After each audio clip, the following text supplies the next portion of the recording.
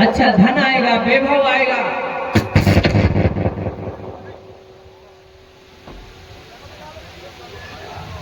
लो, ये समाज इस कारण से धर्म करता है। ये थोड़ा आवाज इसका ठीक करो, ये पीपा की तरह बज रहा है। ठीक ठाक से चला दो, नहीं तो ये मशीन बचने वाली नहीं करता। बोलिए बड़ा बेनता। ये समाज थोड़ा सा और बढ़ाइए। ये समाज अपने सुख और शांति के लिए नाना प्रकार के कर्म और कांटों को अपनाता है, लेकिन मेरे भाई, हमारे सगा समाज को निराश ही निराश नसीब होती है। निराश ही निराश नसीब होती है। क्यों होती है? क्योंकि खोज सही नहीं है। इसलिए खोज करने से पहले सही जानकारी होना चाहिए।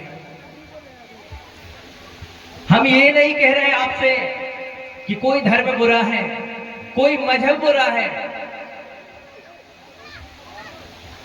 बुरे हमारे विचार होते हैं, हमारी सोच बुरी होती है, हमारी खोज बुरी होती है।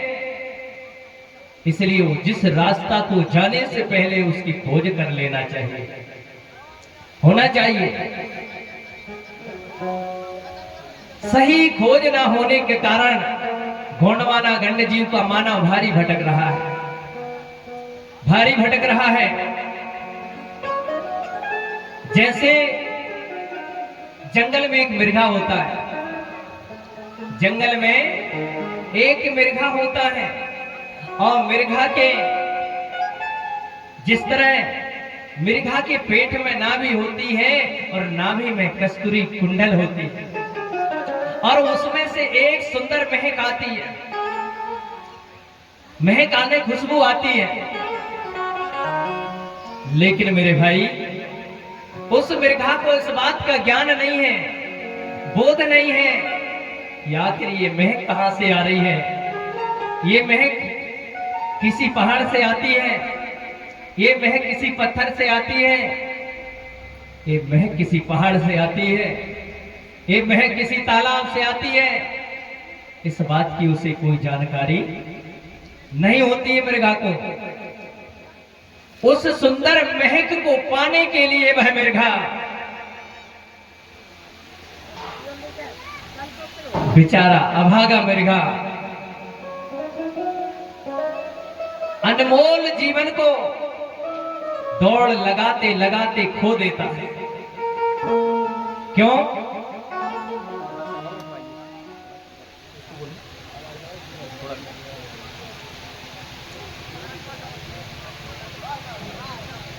क्योंकि उसको इस बात का ज्ञान नहीं है कि मेरी नाभि में ही कस्तूरी कुंडल है। इसलिए बेचारा अभागा जो मिर्गा है, वो अपने अनमोल जीवन को दौड़ा दौड़ा कर व्यतीत करता है। वो सोचता है मिर्गा ना जाने इन पेड़ों से खुशबू और महक आ रही है, वो सोचता है किसी पहाड़ से महक आ रही है, वो सोचता है किसी तालाब या नदी से महक आ रही है। यही सोच करके वो तालाब के पास जाता है, देखता है कि यहां महक आ रही है, लेकिन वहां भी कोई महक उसको प्राप्त नहीं होती है। फिर वह मिर्गा सोचता है कि इन पहाड़ों से महक आ रही है। वह पहाड़ों की ओर चलता है, लेकिन वहां पर भी कोई महक प्राप्त नहीं होती है। सोचता है कि पत्थरों से महक आती होगी। वो पत्थर और चट्टानों के पास जाता है, लेकिन वहां भी मेरे भैया, वहां भी कोई महक नहीं आती। बेचारा मिर्गा उदास होकर जंगल जंगल में बेचैन होकर बेचारा मिर्गा दौड़ लगाता रहता है। अज्ञानता के कारण मन मिर्गा अपने अनमोल जीवन को खो देता है, अनमोल जीवन को खो देता है। यदि उस मिर्गा को इस बात की जानकारी होती कि मेरी नाभि में जो कस्तूरी कुंडल है उससे ही महक आ रही है, तो वह मृगा अपने अनमोल जीवन को व्यर्थ नहीं गवाता मेरे सगा, व्यर्थ नहीं गवाता। इसी प्रकार मेरे गुणवाना के लोगों को अगर गौड़ी धर्म का ज्ञान होता तो अपने अनमोल जीवन को व्यर्थ नहीं गवाता। अपने जीवन को न कभी वो हिंदू धर्म की ओर जाता, न कभी वो जय गुरुदेव की ओर जाता, न कभी ईसाई मिशनरी की ओर जाता, न कभी सतपाल महाराज की ओर जाता। वो अपने वास्तविक गौड़ी धर्म की ओर चलता रहता है। इसी भूल और अज्ञानता के कारण अनमोल जीवन से वह मृगा हाथ धो बैठता है। बस यही एक अज्ञानता का कारण है कि हमारे गौड़ समाज के लोग अशांत व दुखी हैं। इसी अज्ञानता के कारण हमारे पैन को भूल गए, हमारी दाई को भूल गए, हमारे दादा को भूल गए, हमारी सेवा गंगों को भूल गए, हमारे टोटम को भूल गए, हमारे रीति और रिवाज को भूल गए। इसी कारण ये समाज अशांत व दुखी है और दर दर की ठोकर खा रहा है। कभी इसके पीछे चलता है, कभी उसके पीछे चलता है और अपने धन और समय को गवाता रहता है। इसलिए मेरे गुणवाना के लोगों, ईश्वर को सर्वव्यापी होने की एक मान्यता है जिसको फड़ा पैन आप कहते हैं। बीज में छिपा वृक्ष दिखाई नहीं देता है, बीज में छिपा वृक्ष दिखाई नहीं देता है। दूध में घी मौजूद है पर दिखाई नहीं देता है, तिल में तेल है पर दिखाई नहीं देता है, फूल में खुशबू है लेकिन दिखाई नहीं देता है, शरीर में होने वाली पीड़ा दिखाई नहीं देती है, अपनी बुराई दिखाई नहीं देती है। वैसे ही बड़ा पेन बड़ा देव सर्वत्र है, कड़ कड़ में विद्वान है, घट घट में वासी है, होने पर भी दिखाई नहीं देता है। इसलिए मेरे सगाजनों, भटकने की जरूरत नहीं है। मन ही मंदिर है, बड़ा देव इसके अंदर है। घर ही मंदिर है, बड़ा देव उसके अंदर है। दुनिया में हमें काशी बनारस जाने की जरूरत नहीं है सगाजनों, दुनिया में जाने की जरूरत नहीं है। आप घर को मंदिर बनाइए, घर को मंदिर बनाइए, दुनिया में कहीं जाने की आवश्यकता नहीं पड़ेगी। और एक विशेषकर बार बार आपको बोलूंगा, जब तक जानते नहीं थे तब तक हम मानते नहीं थे, लेकिन जब जान गए तो फिर मेरे भैया मान जाना चाहिए, मान जाना चाहिए ना भैया। भाई जब तक जानते नहीं थे तब तक हम मानते नहीं थे, लेकिन जब हम जान गए कि हमारा गोंडी धर्म है, हमारी गोंडी रीति है, हमारी गोंडी भाषा है, हमारा कोया पुनेम है, तो फिर हमें दूसरे के धर्म के पीछे भागने की आवश्यकता नहीं है। कि जाओगे अभी भी? जैसे आपको बता दूं, सारे धर्म के लोग अपने अपने धर्म को मानते हैं, चाहे हिंदू धर्म हो, सिख धर्म हो, ईसाई धर्म हो, जैन धर्म हो, बुद्ध धर्म हो, सारे धर्म के लोग अपने अपने धर्म को मानते हैं और अपने अपने धर्म के अनुसार अपने अपने रीति और नीति परंपरा को मानते हैं। समापन का समय हो चुका है, लेकिन इसी बेला में आप लोग सुन लीजिए, आपके जीवन में बहुत काम आएगा। जैसे आपको शायद मैंने पिछली बार भी बताया था, और ये इम्पोर्टेंट आपको चर्चा में इसलिए बता रहा हूं क्योंकि अभी भी हमारे कुड़ारी ग्राम के लोगों को भरोसा नहीं है, अभी भी भरोसा नहीं है। 3 साल हो गए लेकिन फिर भी एंटीना वालों को बुला करके स्वाहा कराने में लगे हुए, अभी भी स्वाहा कराने में लगे हुए। इससे मेरा मानना है कि हमारे लोगों को अभी भी विश्वास, भरोसा नहीं है। भरोसा नहीं है आप लोग। इसलिए मैं कहना चाहता हूं कि नंबर 1 में हिंदू धर्म आता है। हिंदू धर्म, हिंदू समाज, और जहां तक मेरी आवाज जा रही वहां तक के धर्म के लोग सुनेंगे भी। और जितने लोग इस चैनल में देख रहे हैं, देश के लोग, मेरे गुणवाना के लोग, आप देखिएगा गौर से और सुन लीजिएगा। हिंदू धर्म इस भारत में है।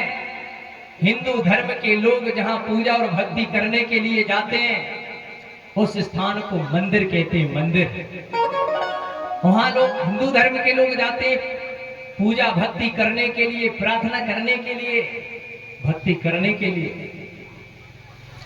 और उनके पुराण का नाम है गीता और रामायण।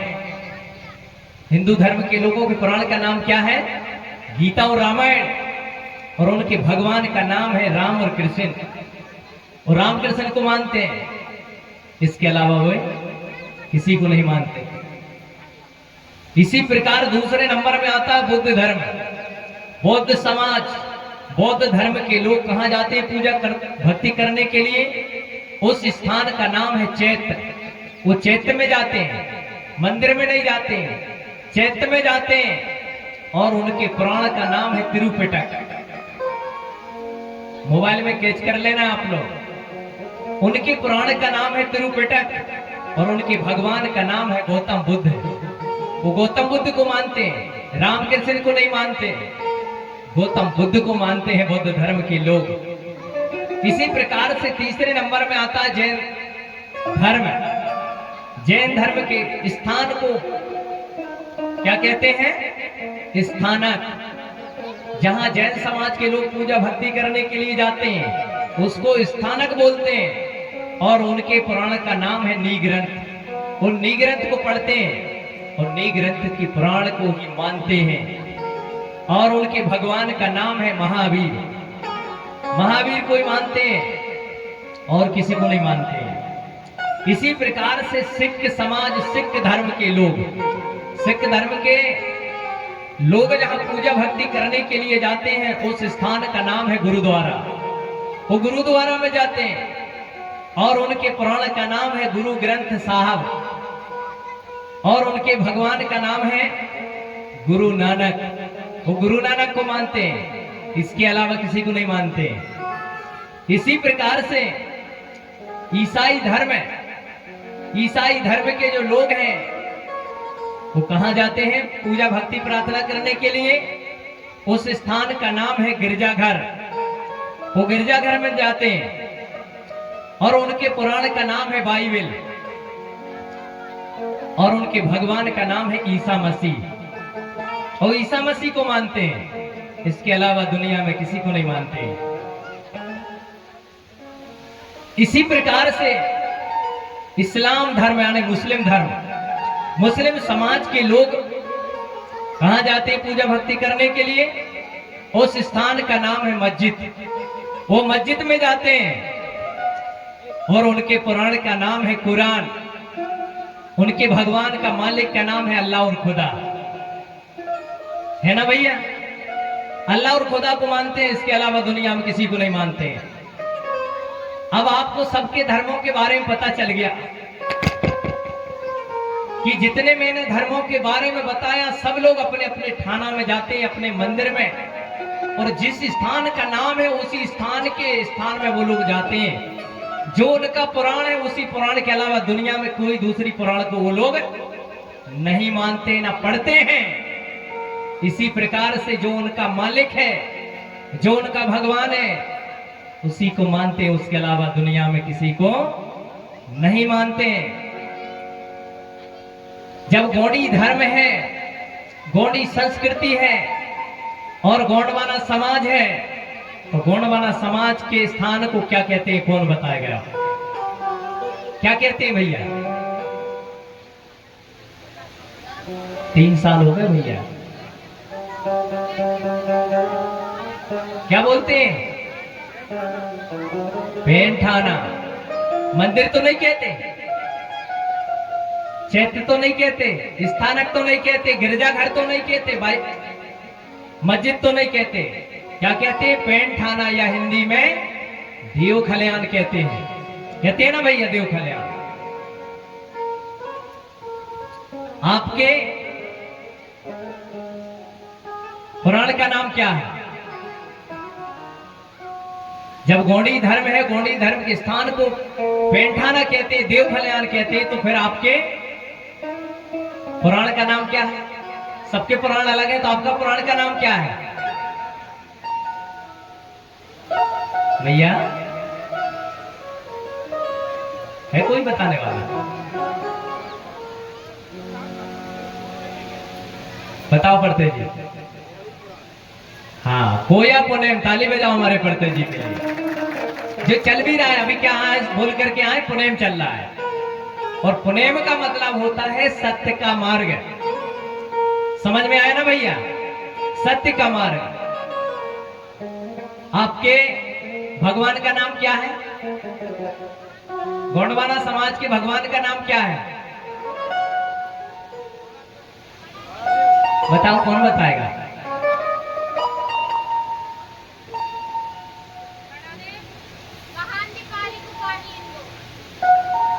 वो तो गुरु है। हाँ, बड़ा देव है, बड़ा पिंटा, सभी लोग मानते हैं ना बड़ा देव को। तो हाँ, ताली तो सही से बजाओ ना भाई। अपने जब अपनी बात आई तो ताली तो बजाना चाहिए ना।